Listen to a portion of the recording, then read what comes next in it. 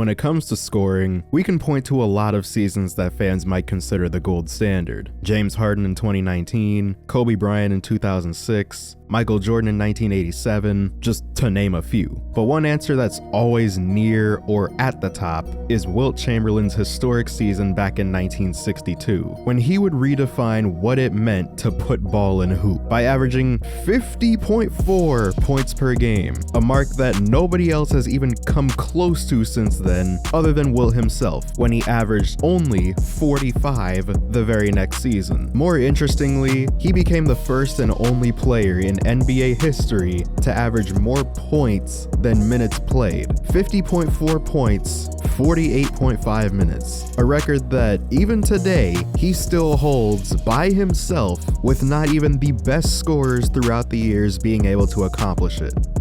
Well, until now. Because as of right now, Joel Embiid is having one of the best individual seasons in modern NBA history.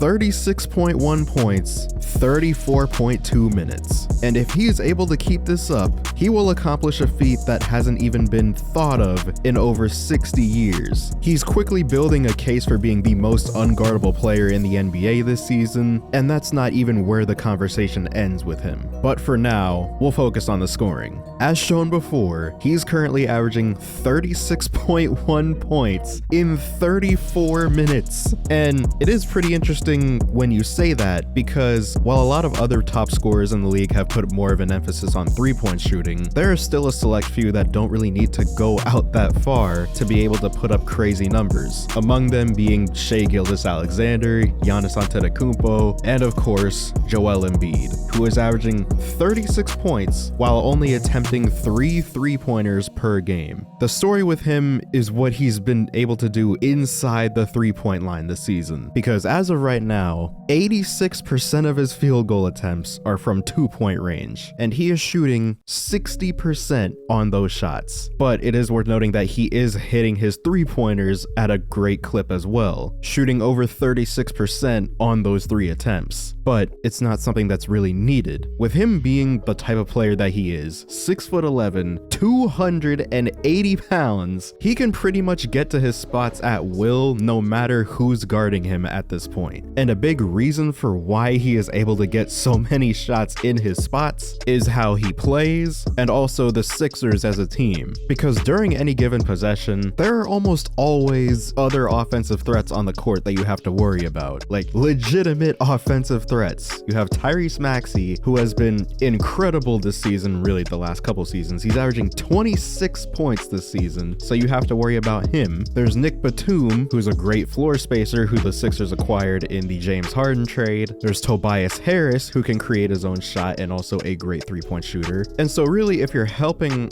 off of any of those guys, it's gonna be an open look for any one of them, and that is a lot of other guys that can beat you. The Sixers right now have 7 players that are shooting over 35% from 3 on 2 or more attempts. Those 7 players are Marcus Morris, Nick Batum, Joel Embiid, Tobias Harris, Kelly Oubre, DeAnthony Melton, and Tyrese Maxey. That's not even including players that don't play as much and so they don't attempt as many shots, like Robert Covington, who's 35%, and Daniel House, who's 36%. And that's the dilemma that teams have been facing this season. Behind Joel Embiid's offense, the Sixers have the 5th highest offensive rating in the NBA at 120.6, and a lot of that starts with Joel Embiid and his effectiveness from the floor. As of right now, from 15 to 19 feet, which is often thought to be one of the most inefficient shots in the sport, he is shooting 58%, which is higher than his shooting percentage from 5 to 9 feet and 10 to 14 feet. This area, just beyond the free throw line, if he gets to this spot, you are absolutely done.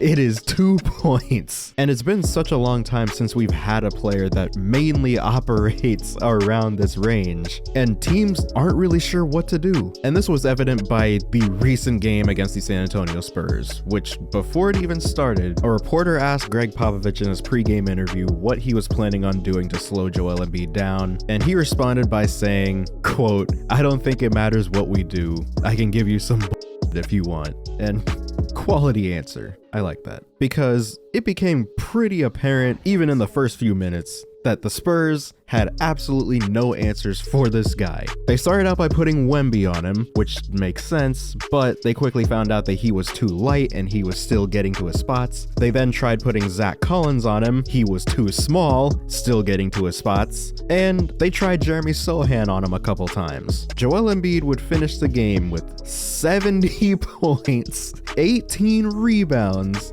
and 5 assists, becoming the first player since Wilt Chamberlain to drop 70 or more points and 15 or more rebounds in a game. And by the way, Wilt never had 5 assists in any of those games. No matter what the Spurs tried to do, they literally couldn't stop anything that he was doing. And by the way, this game was also the 21st consecutive game in which Joel Embiid had scored 30 or more points, which is, by the way, the 5th longest streak in NBA history.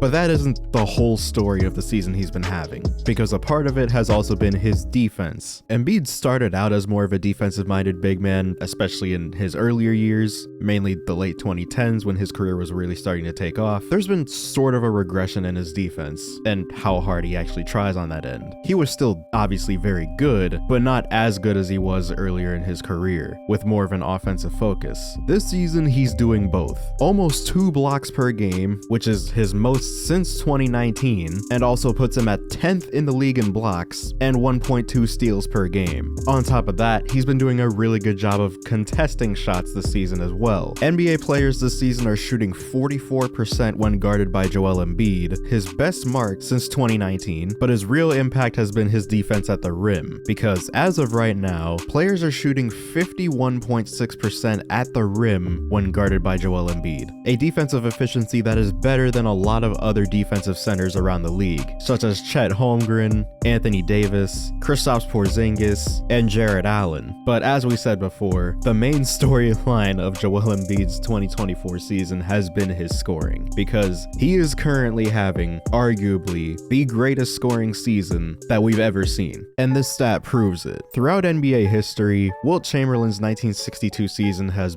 like I said, been the gold standard, top of the top in terms of putting the ball in the basket. That season, he scored 1.04 points per minute, which is unfathomable. As I said, nobody's really gotten close, other than James Harden back in 2019 and Giannis a couple times. Now, just for context, everybody on this list put up all-time scoring seasons. 0.8 points per minute is an almost inhuman level of scoring. So just to provide the context of what we're actually looking at here, you have great scorers throughout NBA history: Stephen Curry, Bernard King, Shai Gilgeous-Alexander this season, who is having an incredible year so far, George Gervin, the scoring legends. And then of course you have Wilt Chamberlain and James Harden all the way at the top, with Wilt having a considerable gap between himself and just about everybody else. And so, where does Joel Embiid this season rank on this list?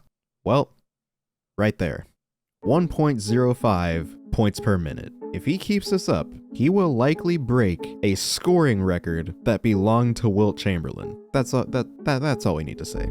That's about it. Now, what this could potentially mean for a playoff series or a playoff run, there's really no telling at this point. Although it does seem like Joel Embiid is more focused on the end goal than ever before. And so obviously we will see, but there are a bunch of tough teams that he will have to get through in the Eastern Conference. One of them being the Boston Celtics, who have been incredible to start the season, especially on defense. And I feel like that is going to be one of his biggest challenges. So if you want to learn more about that team, you can go ahead and watch that video right here. But with all that being said, I hope you guys enjoyed this video. Subscribe if you're new, hit the bell to be notified when I upload, comment down below what you want to see next, and as always, I'll see you guys in the next one.